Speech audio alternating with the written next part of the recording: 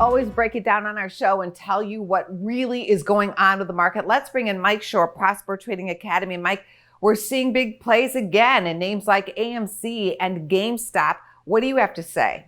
Yeah, I guess this is more of a general, but I'll give an example of it. If you have any of the financial news networks on, you're hearing all about these meme stocks like AMC and GME and things like that. And a lot of people are like, well, how do I trade that? How do I even, other than just closing my eyes and buying it and watching Reddit and see if that's going to work? That's going to be a little bit tough to do, and I think it's kind of irresponsible to do personally. But what you can do is, let's take, for example, what's happening, what happened yesterday in BBBY.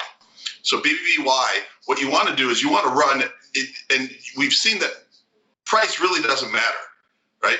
This thing can be trading 0 and it can be trading 20 in a day. So what is more important is volume. So run a volume scan. Any of your platforms will do that. And what you're looking for is make a list of these and looking for any sort of spike in volume, and you just jump on that. It has worked like a charm, and it doesn't follow any of the quote unquote rules. But yesterday, certainly Bed Bath & Beyond, BBBY, would be one that you wanted to look at for something like that. We actually had a money manager on the show yesterday, and she went as far as to say a big move in a GameStop or AMC is really just the old pump and dump. And I know sometimes the younger investors might not be aware of how this game is played, but people will pump up stocks with all the intention of them selling high, and the little guy gets crushed at the bottom. Absolutely.